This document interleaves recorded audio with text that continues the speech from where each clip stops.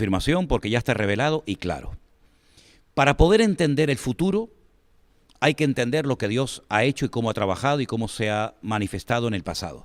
Porque hay un versículo clave en el libro de Eclesiastés que dice, ¿qué es lo que será? Lo mismo que fue. Es decir, el tiempo futuro en el texto hebreo está invertido. Es como que te lo cuenta en pasado, pero aún no ha ocurrido en el futuro. Y de hecho, en el libro del Apocalipsis, que es un libro apasionante, que no es imposible de entender, ni mucho menos, hay una pregunta que se le hace en un momento determinado a Juan, que es el que escribe la carta, el que recibe la revelación de lo que va a ocurrir, y alguien le pregunta, esta multitud con ropas blancas, de todas las naciones, pueblos, tribus y lenguas, que no la puede contar nadie de tan numerosa que es, ¿quiénes son? ¿Y de dónde vienen? Y Juan dice que la respuesta que dio es, no lo sé, no lo sé. Qué curioso que en ese momento Juan no sabía la respuesta y tú y yo sí la sabemos, porque tenemos todo el manual, toda la Biblia escrita, ¿no? Y dice, estos son los que han salido de la gran tribulación y no han manchado sus vidas, sino que se han lavado con la sangre del Cordero, etcétera, etcétera, ¿no? En un lenguaje muy, muy bíblico. Es decir, aún no había sucedido tal acontecimiento y ya lo da por hecho. No, estos son los que ya han salido de la gran tribulación. Entonces, es muy importante conocer cómo Dios ha actuado a lo largo de la historia para ver el desarrollo del plan profético de Dios, que se ha ido revelando poco a poco, hasta nuestros días. Entonces yo entiendo lo siguiente, habían una serie de profecías, más de 150, que tenían que cumplirse, que estaban relacionadas con su primera venida, con lo que la Biblia llama en griego la epifanía, la primera manifestación visible del Mesías. Claro, para que él pudiera venir tuvo que haber un pueblo, una tribu, en fin, una serie de acontecimientos que desembocaron en su nacimiento, tal y como decía el profeta Miqueas, en Belén de Judea. Vale, nace, desarrolla su ministerio, muere en la cruz, resucita al tercer día, asciende a los cielos, pero es que no se ha acabado todo. Eso es parte de la trama. Ahora queda una segunda parte. Pero entre esa primera manifestación del Mesías y la segunda hay un enorme paréntesis, que algunos lo han llamado el periodo de la gracia, que es en el que nos encontramos ahora mismo, pero en algún momento tendría que producirse todas las señales relacionadas con su segunda venida. Entonces, nosotros podemos saber en qué tiempo nos encontramos por la señal que estamos viendo, porque la señal indica el tiempo y el tiempo indica la señal. Te pongo solamente un ejemplo. Jesús dijo que su generación era perversa y maligna porque siempre estaban demandando señal. Y él dijo, la única señal que verá esta generación será la señal del profeta Jonás. Y se refería a cuando Jonás estuvo 3 días y 3 noches en el vientre de aquel enorme pez y después fue arrojado en tierra, etcétera, etcétera. Esa fue la señal de la época de Jesús, pero no es la nuestra. Las nuestras, las señales que nosotros vamos a ver en los últimos tiempos, están escritas, parte de ellas en los evangelios, en las cartas de Pablo a los tesalonicenses, por supuesto el libro del Apocalipsis y otras porciones.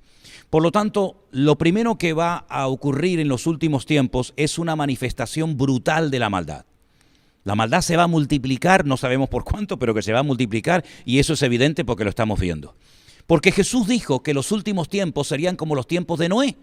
Luego, para conocer lo que va a suceder en los últimos tiempos, hay que indagar cómo fue la generación de los días de Noé, donde había engendros, donde se mezcló el mundo espiritual con el mundo natural.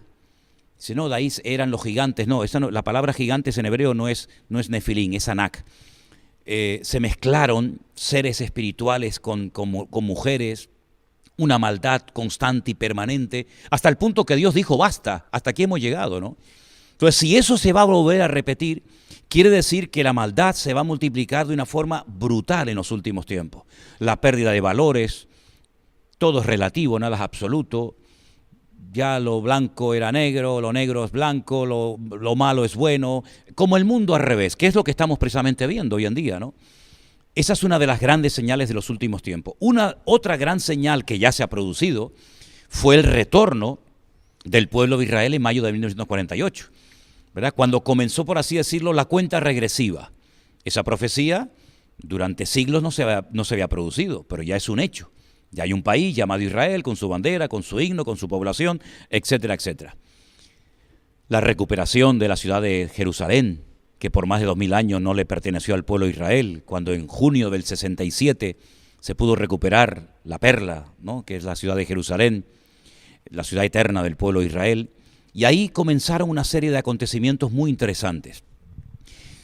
Cosas que se han dado, por ejemplo, en Europa, el continente donde se han llevado las dos batallas más grandes de la historia de la humanidad, la Primera y la Segunda Guerra Mundial, donde han muerto millones de seres humanos. Hoy en día somos amigos, comemos juntos alrededor de una mesa, alemanes, franceses, españoles, italianos, ingleses, etcétera. Esa es otra de las señales de los últimos tiempos. Y tantas cosas que vemos. Pero hay una señal que se tiene que producir sí o sí. Y yo creo, y lo puedo demostrar, creo, con la Biblia, es la manifestación de un personaje que recibe muchos nombres. El más conocido, el anticristo. Pero, por ejemplo, en el libro de Daniel se le conoce como el cuerno pequeño. Pablo lo llama el hijo de pecado, o el hombre de pecado, el hijo de perdición, el inicuo. Va a ser un líder político con una capacidad brutal, con una unción diabólica fuera de lo común, hasta el punto que es la primera vez en la historia que Satanás unge a una persona y le permite ofrecer lo que él nunca ha ofrecido a nadie: paz y seguridad. Ese personaje político, que está a punto de levantarse, va a ser el que va a dar el pistoletazo de salida a lo que se llama el tiempo de angustia de Jacob, o la gran tribulación, que dura 7 años, divididos en 2 periodos perfectamente diferenciados, de 1260 días, o 42 meses, o 3 años y medio, o como dice Daniel, tiempos y la mitad de un tiempo, y todos esos sellos, trompetas y copas que menciona el libro del Apocalipsis se van a ir desarrollando poco a poco. ¿Qué es lo que ocurre con esto? Algo muy importante. ¿Dónde está la iglesia? ¿Dónde encaja el pueblo de Dios en todo esto? A mí me enseñaron, en la escuela bíblica en la que estudié hace más de 40 años atrás, que la iglesia no iba a ver nada de esto, que la iglesia iba a ser arrebatada, la iglesia no iba a ser trasladada a las bodas del Cordero, mientras en el mundo se llevaba a cabo la gran tribulación, y finalmente volveríamos, ¿verdad?, que es cuando todo ojo le verá y toda rodilla se doblará. Bueno, pues esa teoría, porque no es doctrina bíblica, aunque se enseña como es doctrina bíblica, la inventó un cura, la inventó un sacerdote, aproximadamente 150, 160 años más o menos, ¿no? Y el señor Scofield la incluyó como comentario en la Biblia y cayó muy bien, que la iglesia no iba a pasar, ni iba a haber absolutamente ninguna señal que tiene que ver con la gran tribulación. Pero eso no es bíblico. La Biblia dice cuándo se producirá el arrebatamiento de la iglesia y la primera resurrección. Dice: he aquí os digo un misterio. No todos dormiremos, pero todos seremos transformados en un momento y en un abrir y cerrar de ojos. Porque se tocará la trompeta y los muertos en Cristo resucitarán primero. Luego nosotros, los que vivimos, seremos arrebatados para recibir al Señor en el aire, y así estaremos siempre con Él. A la final, trompeta. A la final, trompeta. Señores, ¿cuál es la final trompeta? Pues la que cuenta el libro del Apocalipsis, que dice que son 7 toques de trompeta. Lean ustedes en el Apocalipsis qué ocurre cuando se toca la 7ª trompeta, y se van a dar cuenta que tiene que ver con el arrebatamiento de la iglesia y con la primera resurrección, porque la Biblia habla de 2 resurrecciones, y lo viene diciendo ya desde Daniel capítulo 12, que unos resucitan para vida eterna y otros para condenación eterna. Y esa primera resurrección se produce al final de la 7ª trompeta, como dice Pablo, como misterio revelado en 1 Corintios capítulo 15, versos 51, 52. Por lo tanto, yo creo que estamos a punto de ver la manifestación del anticristo. Y yo sé que algunas personas se pueden llevar las manos a la cabeza diciendo: pero si a mí me enseñaron que eso no lo íbamos a ver. Bueno, es que usted tiene que comprobar a la luz de las Sagradas Escrituras si lo que le enseñaron, si su teología coincide con la Biblia, o usted quiere que su teología o que la Biblia coincida con su teología. Por consiguiente, yo creo que estamos en el tiempo más interesante de la historia de la humanidad, porque estamos a punto de ver, y de hecho ya hemos comenzado a ver, el cumplimiento profético de muchísimas cosas. Por lo tanto, si se están preguntando algunos, ¿entonces usted cree que la iglesia pasará por parte de la gran tribulación? No le quepa a usted la menor duda. Todo el que quiera vivir piadosamente sufrirá persecución. Lea usted los libros de teología de hace siglos atrás, y ningún cristiano oraba o soñaba con no pasar por tribulación. Al contrario, era un honor ser perseguido. La iglesia cristiana, el cristianismo, está bañado en sangre. ¿Cuántos hermanos nuestros murieron? Y eran a lo mejor más santos o más espirituales y más consagrados que nosotros. Por consiguiente, no nos tiene que sorprender que nos persigan. Lo que nos tiene que sorprender es que no nos persigan. Lo que nos tiene que sorprender es que no se metan con nosotros. Porque Pablo llegó a decir que el cristianismo, los cristianos eran la escoria del mundo en aquel tiempo, ¿no? Por lo tanto, yo creo que la iglesia, muchos no se han enterado y están dormidos, ¿no?, jugando a no sé qué, pero la iglesia va a pasar un tiempo difícil y de prueba, y además le viene bien, ¿sabes, Eliezer? Le viene bien porque donde más ha crecido la obra y cuando más fuerte y más unidos hemos estado ha sido cuando nos han pinchado y cuando nos han perseguido. Cuando pasan de nosotros y ni siquiera se dan cuenta de que estamos, que es una desgracia tremenda que no esté la luz encendida, pues es cuando más se ha relajado la iglesia y cuando peor nos ha ido. Por lo tanto, lo bueno de todo esto es lo malo que se va a poner todo, ¿no te parece? Se va a poner malo y cada vez peor, porque cuando lees Apocalipsis, lo estábamos hablando antes, fuera de cámara, que es como una mujer que se pone de parto, Exacto. que los dolores van en aumento, Claro, hasta que nace, ¿no? Y es horrible cuando vas al libro de Apocalipsis y vas viendo todos los acontecimientos, que ninguno es bueno en los últimos tiempos. ninguno. Y además una cosa, Eliezer, si el libro del Apocalipsis no es para nosotros porque no nos va a afectar nada, ¿para qué Dios lo inspiró a Juan para que lo escribiera? Si eso no tiene nada que ver conmigo. En todo caso, que se lo mande a un político de turno, ¿no? Pero no, se lo mandó a la iglesia. Mándalo a las 7 iglesias de Asia Menor para que sepan lo que va a pasar.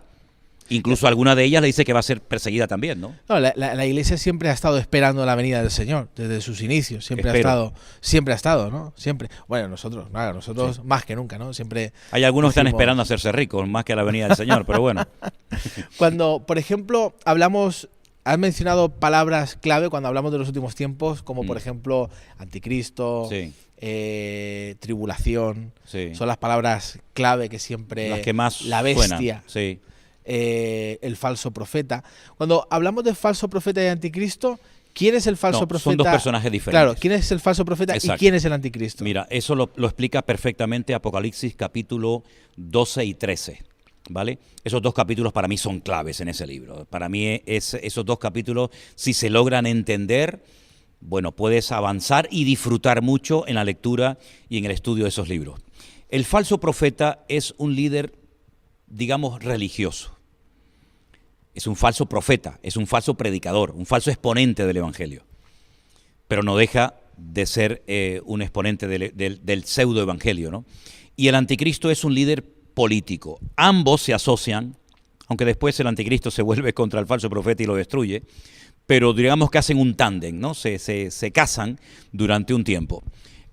Los datos del falso profeta son espectaculares. Los datos del falso profeta son muy interesantes porque nos describe cómo se visten sus ministros, cómo se adornan los ministros que están bajo la tutela o bajo la cobertura del falso profeta, dónde está la sede central de gobierno de esa institución totalmente corrompida moral y espiritualmente.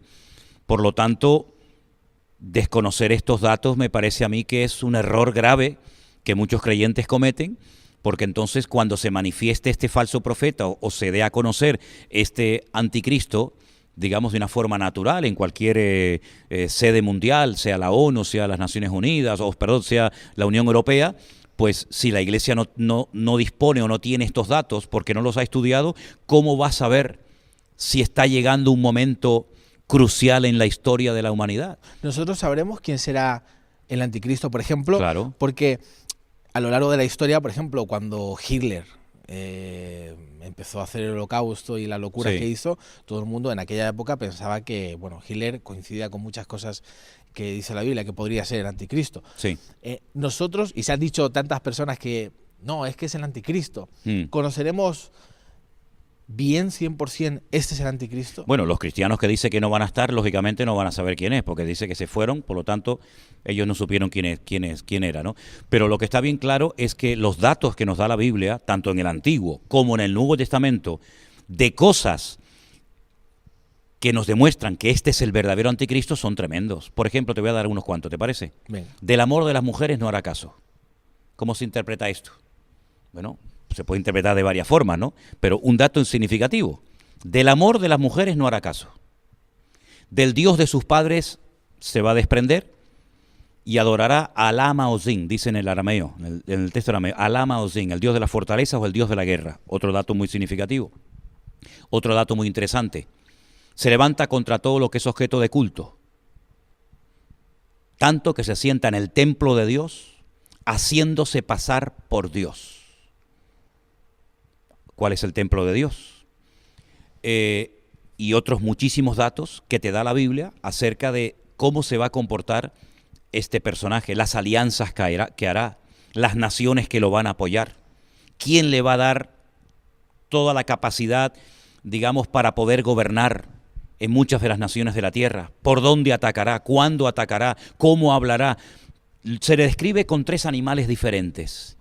Dice que se menciona al león, se menciona al leopardo y se menciona al oso. Esas tres animales son mencionados cuando se manifiesta el anticristo.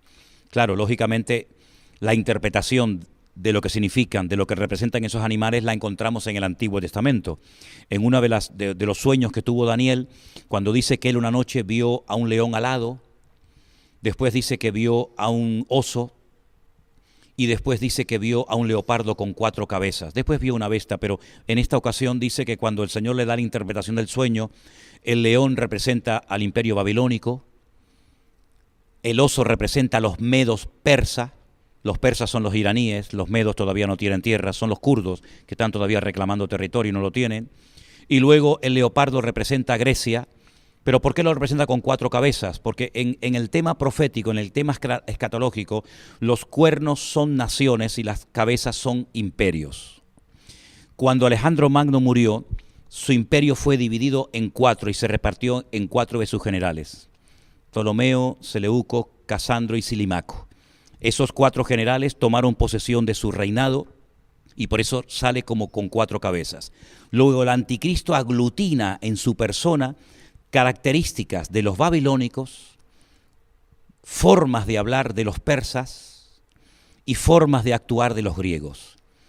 Hay que estudiar cómo era la cultura de los griegos, cómo son los persas en la actualidad, cómo actuaron los babilónicos en el pasado, porque es como una mezcla de características de estos imperios que han precedido a este último imperio que viene, y te vas a dar cuenta de que yo lo llamo, es una expresión mía, la última bala en la recámara de la pistola de Satanás, ¿no? Es la última oportunidad que tiene para conseguir sus objetivos. Sí, es verdad que Hitler se pareció mucho a un anticristo, pero hay un dato muy significativo. El idioma griego, que fue en el que se escribió el Nuevo Testamento, y el hebreo del Antiguo Testamento son idiomas alfanuméricos. Es decir, las letras son números y los números son letras. Por poner un ejemplo, ¿no? Por ejemplo, si nuestro idioma, que no lo es, fuera un idioma alfanumérico, la A sería el 1, la B sería el 2, la C sería el 3, y así sucesivamente. Las 22 letras del Aleph Bet en hebreo, cada una tiene un valor numérico, exactamente igual que el griego. Juan dice, aquí hay sabiduría, el que lee entienda, que el nombre de la bestia o el número del nombre de la bestia es 666.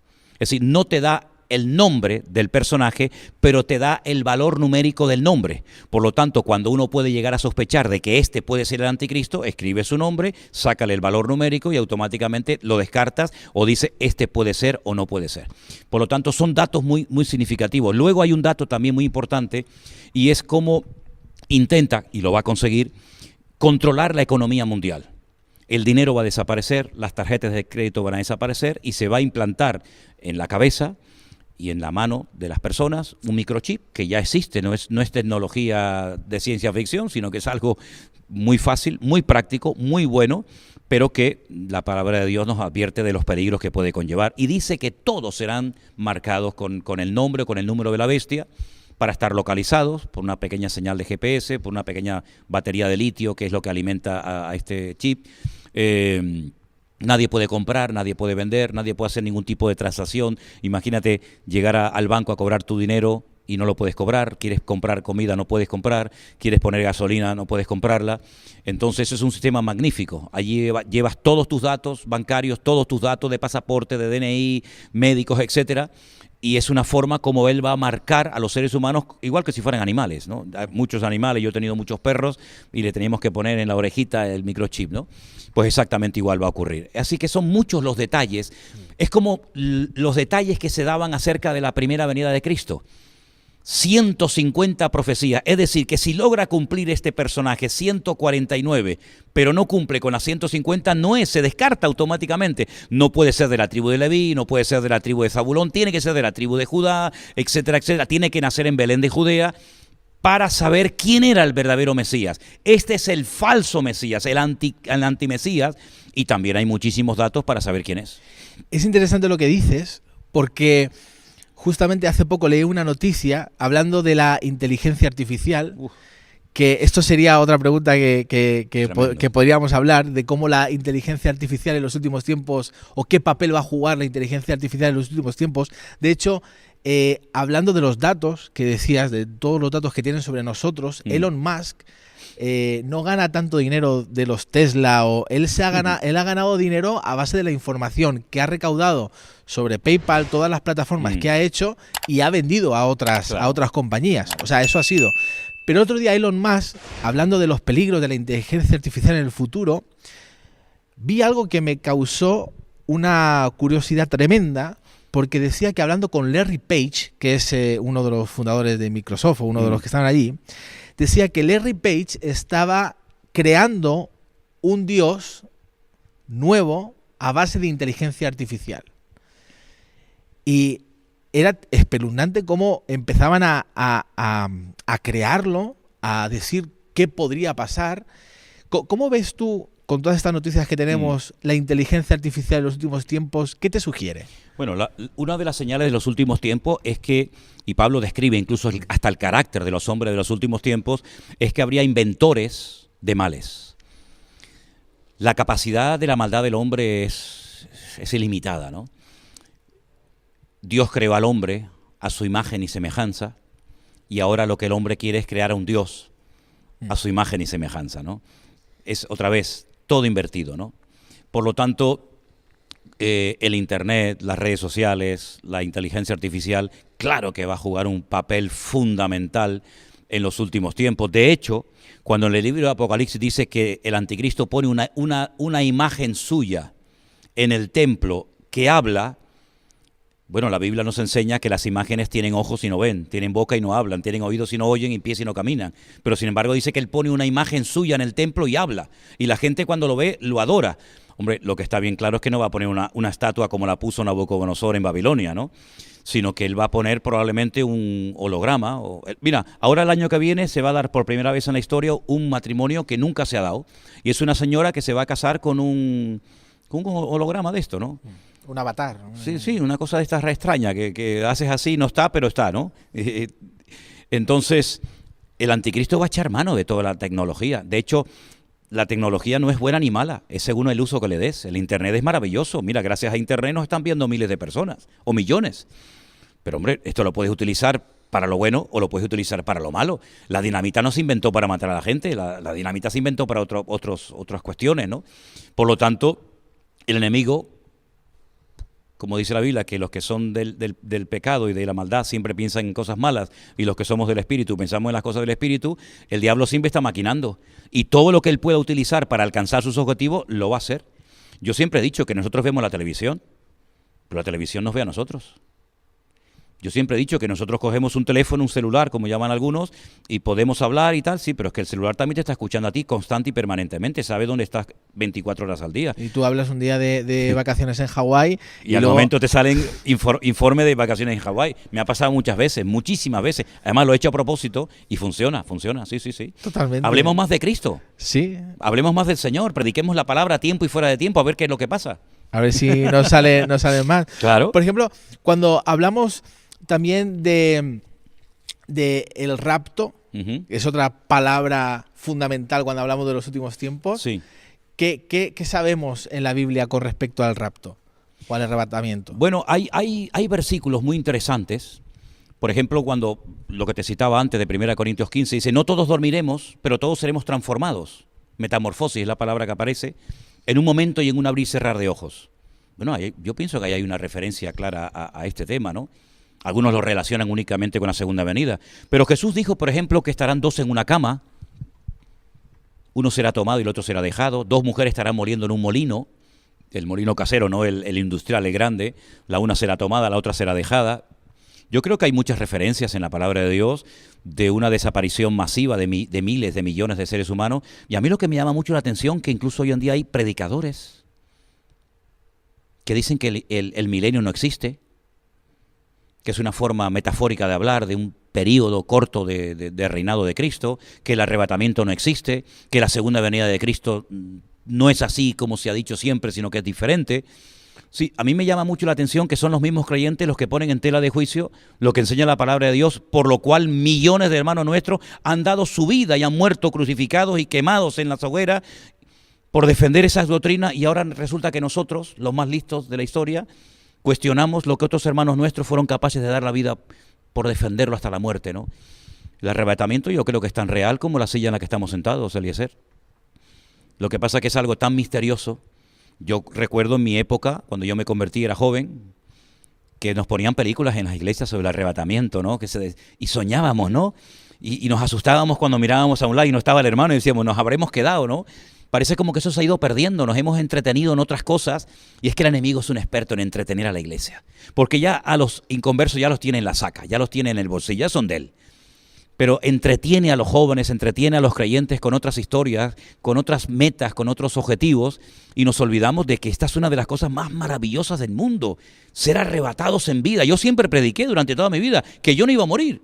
Era mi anhelo, ¿no? No sé, no lo puedo decir a ciencia cierta, pero yo no voy a morir, yo voy a ser arrebatado con el Señor. Pero decir esto hoy en día en ciertos ambientes, decir, este tío está loco, ¿cómo que no va a morir?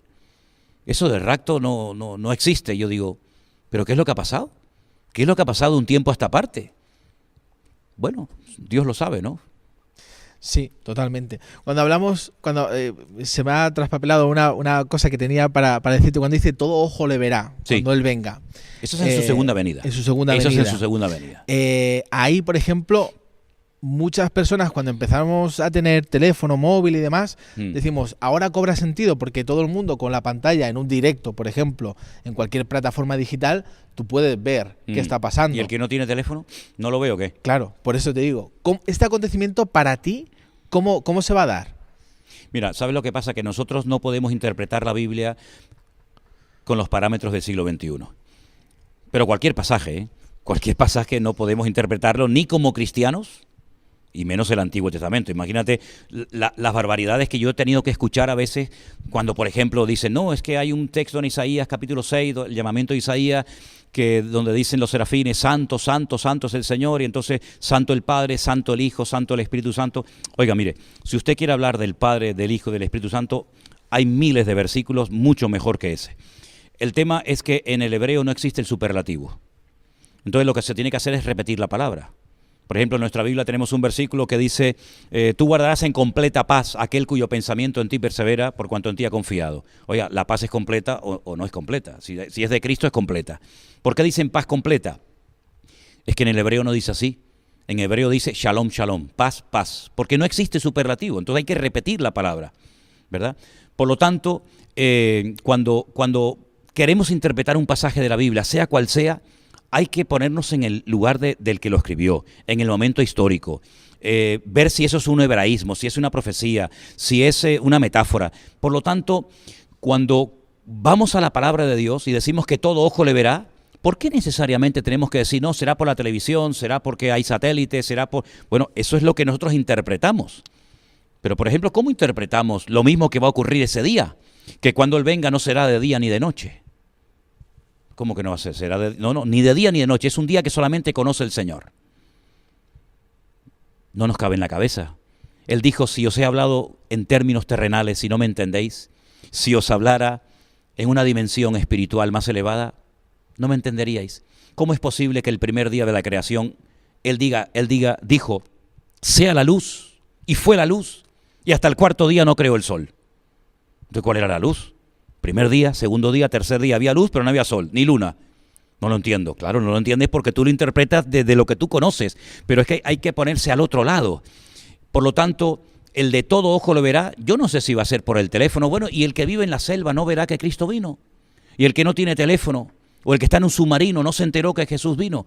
Yo creo que será algo tan espectacular que no hay forma de poder interpretar con la tecnología y con el conocimiento que tenemos actualmente cómo será el acontecimiento más grandioso de toda la historia de la humanidad que llevamos miles de años esperando cuando Él venga en las nubes, y será algo realmente increíble. Claro, lógicamente los que no creen en el Señor ni leen su palabra dirán que estamos locos, ¿no? Pero bendita la cura, porque esta es la bendita esperanza de la iglesia. En el momento en el que nosotros no vivamos con la expectativa de que mañana me voy con el Señor, ¿a qué nos estamos dedicando? Yo predico y vivo hoy como si fuera el último día de mi vida, porque hace años me dijeron que me quedaba poco de tiempo de vida y mi vida cambió completamente, y entonces me doy cuenta de que ya no podemos hacer planes a tan largo plazo. A mí esa gente dice, no, yo tengo la agenda llena para los próximos 5 o 6 años. A mí me dan miedo, yo digo, como si fueras dueño de tu vida, ¿no? Si ahora salimos de aquí, sabe Dios si esta es la última entrevista o el último programa que hacemos en la vida, ¿no? Por lo tanto, ese día va a ser maravilloso y yo estoy esperando que llegue. Vivo con ese sueño y con esa ilusión. Totalmente. Me encanta escucharte porque me apasiona. Mira, es que esto es una maravilla, esto es lo más bonito del mundo. Es lo más bonito. Yo me acuerdo cuando era pequeño, mi abuela siempre me hablaba de Gog y Magog. Oh, sí, claro. De Rusia y China. Ese. Siempre. Uy, ¿qué capítulos has tocado, madre mía? Siempre. Y me hablaba. ¿Te das cuenta? ¿Qué papel tiene? Y siempre que había una noticia de Rusia o de China, sí. ahí saltaba la abuela siempre. Tocaba el texto. ¿Tu abuela te hablaba de eso? Siempre. Pregúntale a los chavales hoy en día por Gog y Magog. Muchos dicen, ¿de quién? ¿Te das cuenta de lo que hablaban nuestros antepasados? Totalmente. ¿Te das cuenta de lo que hablaban? Siempre hablaban de la venida del Señor. Claro. Siempre. Nos prepararon para eso. Y no estamos preparando a esta generación claro que no. para la venida del Señor. Claro que no. Por eso quería hablar de ese tema también, entre otras cosas. Por Dios. Pero, Gog y Magog, ¿qué papel tiene Rusia y China en medio de la venida del Señor? En esos capítulos que tú has mencionado, ya desde el 36 de Ezequiel es espectacular, porque ahí nos habla del Valle de los Huesos Secos. El Valle de los Huesos Secos es el cementerio, uno de los cementerios más antiguos del mundo, que está en el Monte de los Olivos, donde los judíos entierran a sus muertos, los que pueden, porque ser enterrado ahí vale muchísimo dinero, porque ellos creen que como el Mesías viene de la parte del Monte de los Olivos, pues serán los primeros en resucitar. Cuando el profeta Ezequiel estaba en el cautiverio en Babilonia, el Señor le mostró que ese Valle de los Huesos Secos resucitaría. Y dice, háblales, profetízales, para que entre el Espíritu en ellos. Y es como una visión profética de la restauración nacional y espiritual de Eretz Israel. Yo siempre digo Eretz, tierra de Israel, y no Mediná Israel, que es el Estado de Israel, porque son dos cosas diferentes, ¿no? Para diferenciar una cosa de otra. A partir de ese capítulo en adelante, vemos que Israel, una vez que es restaurado, que ya ha sido restaurado, por lo menos a nivel nacional, mayo del 48, todavía espiritualmente no, todo se va a ir dando de una forma espectacular. Gog, Magog, Mesed y Tubal son lugares y personajes que se mencionan en los capítulos de Ezequiel, y dice que atacará a Israel entrando por el norte, es decir, por los famosos altos del Golán, que Israel conquistó en el año 67, pero que por ahí entrará una multitud de millones de personas con el objetivo de destruir al pueblo de Israel y con el objetivo de conquistar la ciudad de Jerusalén, que es, como dicen los judíos, el ombligo del mundo, el lugar de donde Dios creó la tierra, ¿no? Por lo tanto, China y Rusia un papel fundamental. Rusia va a atacar a Israel. Rusia ya está en el norte, ya está en Siria. Rusia está como loco por atacar a Israel. ¿Por qué no ha atacado? Porque Dios no se lo ha permitido. Pero que lo va a atacar no te quepa la menor duda. ¿Por qué tiene tantas ganas de atacar a Israel? Porque hay que entender todo esto desde un trasfondo espiritual. Por eso cuando uno ve las noticias, cuando uno ve la televisión, todos hablan de lo que hay que hacer, de lo que no hay que hacer, el Estado palestino, que los judíos son buenos, que los otros son malos, pero nadie habla del trasfondo espiritual de todo. Aquí hay un trasfondo espiritual. Y ese trasfondo espiritual, ¿cuál es? Es el mal contra el bien. El que destruya al pueblo de Israel demuestra dos cosas: o que Dios no existe, o que Dios es mentiroso. ¿Por qué? Porque Dios dijo que ese país nunca podría ser destruido, porque Él ha decidido, Él ha pactado con ese pueblo de que Él lo va a defender, y ese pueblo va a caer de rodillas, y sí o sí, quieran o no quieran, les guste o no, van a terminar reconociendo y mirando a aquel que traspasaron, es decir, al Señor Jesucristo. Por lo tanto, es un conflicto espiritual. Es el reino de las tinieblas contra el reino de luz. Date cuenta que Israel es el único país de Medio Oriente que tiene otro Dios diferente a los jordanos, a los egipcios, a los iraníes, a los libaneses. Entonces es un país que es una piedra en el zapato. Y aparte de eso, no nos olvidemos de que para el Islam es un insulto. ¿Cómo no podemos con un país tan pequeño que representa el 0,2% de la población mundial? Y es un país que no tiene más de 300 kilómetros de largo. ¿Cómo es posible que no podamos destruir a este pueblo después de 7 guerras? Y ahora otra vez que están en guerra. Bueno, es que Dios está protegiendo a ese pueblo. Dice que Él no se dormirá. El que guarda a Israel no se dormirá, ¿no? Por lo tanto, hay un odio, no solamente contra Israel, sino contra el Dios de Israel. Porque es el espíritu de Amalek, el que se levantó contra el trono de Dios. Y tendréis conflicto, guerra, de generación en generación. Amalek murió, pero el espíritu de Amalek sigue vivo. Lo tomó Hitler, lo tomarán los enemigos de los últimos tiempos, y el objetivo no es destruir solo al pueblo de Israel.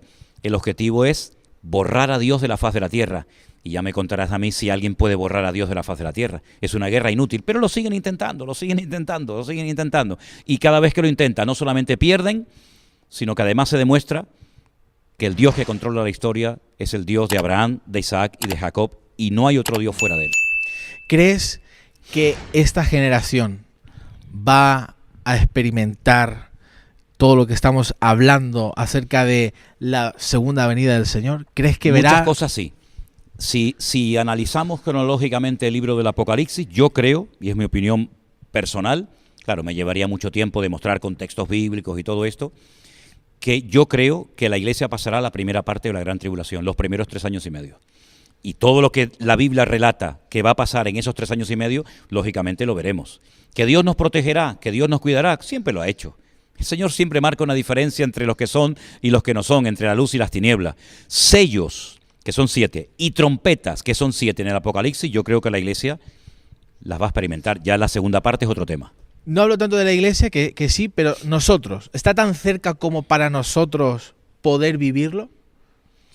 Yo le preguntaba eso el otro día al Señor, Eliezer, te lo confieso con el corazón en la mano. O con la mano en el corazón, mejor con la mano en el corazón, ¿no? Si no estaría muerto. ¿Hasta cuándo me vas a permitir ver, Señor? Porque por una parte, yo digo, wow, llevo 40 años predicando de esto y ahora lo puedo ver. Como cuando yo digo a la gente que viene conmigo a Israel, aquí veis la Biblia, en Europa la leemos, aquí la vemos, ¿no? ¿Hasta dónde me vas a permitir ver? Pero como humano, en la carne a veces digo, oh, Señor, guárdame porque no sé si seré capaz de aguantar todo esto sin tu gracia y sin tu misericordia. Aparte tengo un nieto precioso de 1 añito y pienso mucho en él, ¿no? ¿Qué mundo le vamos a dejar a nuestros hijos y a nuestros nietos? Pero Dios nos va a dar la fuerza. ¿Hasta dónde vamos a poder ver? No lo sé. Pero la verdad que el horizonte, humanamente hablando, crea mucha preocupación. Sí, porque desde el 2020, no sé si es una sensación solamente mía, desde el año 2020, cuando empezó la pandemia, yo personalmente he visto una aceleración de los tiempos, el Señor me habló de esto. Claro. Increíble, brutal. O sea, hemos pasado una pandemia y 2 guerras que estamos atravesando y otras cosas más que se están levantando y muchos rumores como nunca antes en la historia. No, y ¿sabe lo que pasa? Que, por ejemplo, hoy en día, en 1 hora, ocurre lo que no ocurrió antes en 1 década. Por ejemplo, lo de la pandemia, lo del marzo del 2020, que ya vamos a hacer 4 años, dentro de poco. Bueno, fue algo brutal. Jamás en la historia de la humanidad había ocurrido algo así. Pero ya lo contamos como aguas que pasaron. Pero es que lo tuvimos que vivir un día y otro día y una semana y otra semana y un mes años. y otro mes. Y yo prediqué durante meses a sillas vacías en la iglesia en Tenerife, ¿no? Que te quiero decir con todo esto que ahí vimos cómo en 1 hora te sale un anuncio en televisión y te dice todo el mundo para adentro y nadie podía salir a la calle. ¿Hasta cuándo? Bueno, ahora sabemos hasta cuándo duró, ¿no? Que te quiero decir de que el mundo es muy cambiante y es que no hay tiempo. Es que hay un texto bíblico que a mí sí me ha llamado la atención y lo quiero mencionar, que dice que Satanás sabe que le queda poco tiempo. Pero claro, este versículo se escribió hace 2000 años. Y si hace 2000 años Satanás sabía que le quedaba poco tiempo, ya me contarás a mí ahora, pues le quedarán horas. Le quedarán horas. Si tú le preguntas a muchos judíos ortodoxos, hasídicos en Israel, oye, ¿cuánto tiempo falta para que venga el Mesías? El Mesías, desde su punto de vista, te dicen 1 hora. Es decir, mañana yo no sé lo que va a pasar, pero tantas bombas atómicas, ¿tú crees que nunca nadie las va a utilizar? ¿Nadie va a tener la tentación de apretar el botón? Yo no me lo creo. De hecho, la Biblia habla de que se van a utilizar armas bacteriológicas, químicas, nucleares, cómo se muere la gente por un efecto de estas bombas. Sí, yo no sé hasta dónde el Señor nos va a permitir ver, pero estamos viviendo en tiempos muy interesantes, de verdad, muy interesantes. Y acelerados. Esta aceleración nos lleva a un año marcado en una agenda, que es 2030. Oh, sí. Agenda 2030, sí. Que tiene, cuando ves todo lo que implica, todas las declaraciones de intenciones que tienen acerca de todo lo que quieren hacer hasta 2030, da miedo. Sí, sí. ¿Lograrán hacerlo hasta 2030? No lo sé, pero da miedo. Cuando lo lees y lo que hay detrás, da miedo. ¿Crees que estos 10 años son clave para la historia? Yo creo que van a llegar hasta donde Dios les permita llegar. Porque no nos olvidemos que aquí el que manda y el que controla la historia, el que quita y pone es Dios. El hombre puede planificar. Mira, Hitler decía que su tercer Reich iba a durar 1000 años y terminó en un rotundo fracaso, y ya de los nazis no queda ni la bandera, ¿no? Que te quiero decir con todo esto de que el hombre puede proponer y creer en muchas cosas, pero Dios es el que controla y el Señor es el que va a permitir que se llegue hasta cierto límite. Y además te voy a decir una cosa, y llegará un momento que Dios dice, hasta aquí has llegado. Porque dice que si aquellos días no fueran acortados, nadie se podría salvar. Por lo tanto, lo bonito de todo esto es que esto no es un caballo desbocado que no tiene control. No, esto tiene control. Y todo está saliendo según el plan de Dios. Ni más ni menos. Porque aquí ni una hoja de un árbol se cae sin permiso de Dios. Por lo tanto, eso es la fuerza y la fe que tenemos de que todo está saliendo según el diseño de Dios, aunque sea fuerte, pero es así. Totalmente, y podríamos hablar tanto de tantas cosas. Seguro. Yo quiero cerrar este podcast, está súper interesante, pero tenemos que ir acabando ya, en una pregunta que se sale del tema, pero no de lo que yo suelo hablar en los podcasts. Te lo he mencionado antes y quería que le mandaras un mensaje a todas aquellas personas que están buscando la persona de Dios para su vida. ¿Cómo saber si la persona que me gusta, que me atrae, es de Dios? Bueno, ya nos vamos a otro tema completamente diferente. Nos vamos a otro tema, sí, hemos cambiado. Sí. Es una pregunta, porque yo siempre en los podcasts tengo como un consultorio que me manda la pregunta y quería hacerte esta pregunta para cerrar muy este bien, tiempo. Me parece bien, y seguramente muchos chicos jóvenes y chicas pues están viendo esto y se harán esta pregunta, ¿no?